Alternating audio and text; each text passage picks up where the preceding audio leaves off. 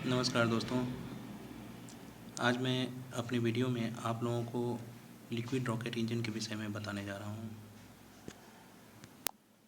जैसा कि आप सब लोगों को पता है, रॉकेट का इस्तेमाल आज से बहुत समय पहले चीन में शुरू हुआ था, जहाँ सबसे पहले बारूद का इस्तेमाल हुआ था और वो लोग सॉलिड फ्यूल रॉकेट का इस्तेमाल किए थे। दोस्तों, रॉकेट इंजन दो तरह का होता है,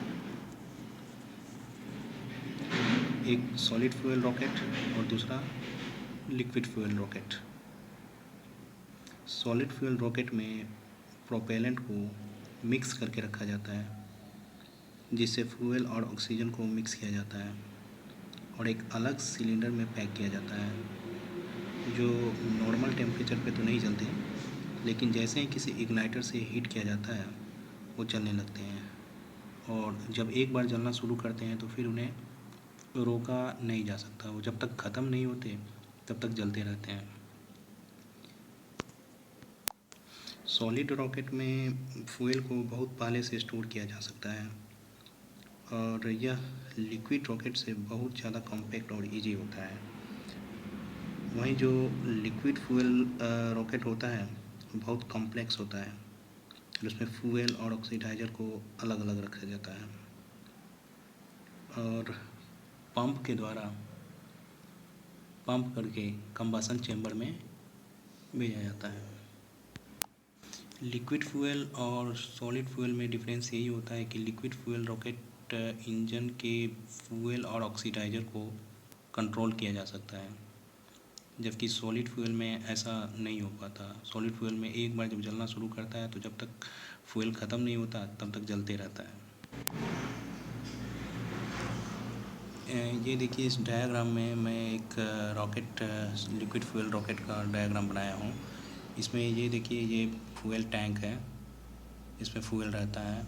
ये है ऑक्सीडाइज़र, इसमें ऑक्सीजन रहता है, ठीक है, जो फ्यूल के जलने में मदद करता है।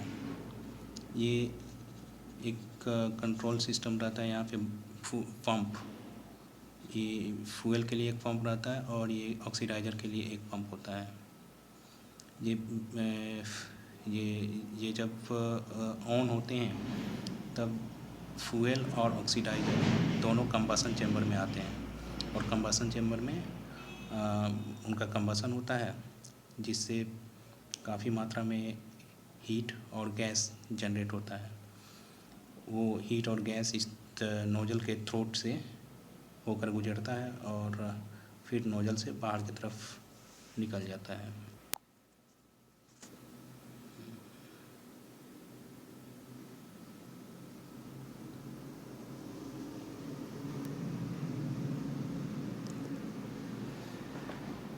दोस्तों, रॉकेट का सबसे इम्पोर्टेंट पार्ट जो होता है वो होता है उसका नोज़ल। अब मैं आपको इसके नोज़ल के विषय में बता रहा हूँ। रॉकेट का सबसे इम्पोर्टेंट पार्ट होता है उसका नोज़ल। ये नोज़ल ही फोर्स को जनरेट करता है और रिएक्शन फोर्स को भी खुद अपने ऊपर बियर करता है। रॉकेट इंजन में जो नोज़ल यूज होता है वो डी लावल नोज़ल होता है, जो एक तरह का कन्वर्जेंट डाइवर्जेंट नोज़ल होता है।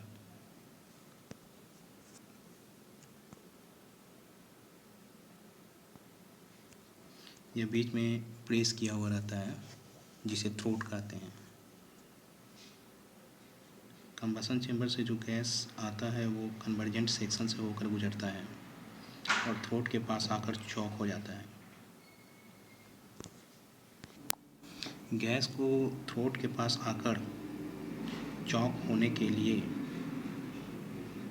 उसका प्रेशर और मास फ्लो रेट कम से कम इतना होना चाहिए कि थ्रोट के पास गैस का वेलोसिटी सोनिक हो जाए।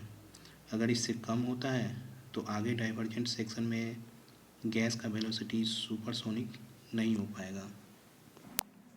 हम लोग जानते हैं कि मास का डिस्चार्ज वेलोसिटी और क्रॉस सेक्शनल एरिया पे डिपेंड करता है, यानी discharge equal to cross sectional area into velocity. Nozzle का कन्वर्जेंट सेक्शन थ्रोट के पास मिनिमम हो जाता है जिससे थ्रोट के पास का क्रॉस सेक्शनल एरिया भी, जब इसका क्रॉस सेक्शनल एरिया कम होता है तो गैस का वेलोसिटी भी बढ़ने लगता है। लेकिन गैस का मास फ्लो रेट कांस्टेंट ही रहता है। ये एक आइसेंट्रोपिक प्रोसेस है। जो लोग थर्मोडायनामिक्स पढ़े हैं उनको आइसेंट्रोपिक प्रोसेस के विषय में पता होगा। इसमें हीट या वर्क ट्रांसफ़र नहीं होता और किसी तरह का फ्रिक्शन भी नहीं होता, यह मानकर चला जाता है। सबसोनिक वेलोसिटी से लेकर सुपरसोनिक वेलोसिटी तक फ्रिक्शन लेस मानकर ही चलते हैं।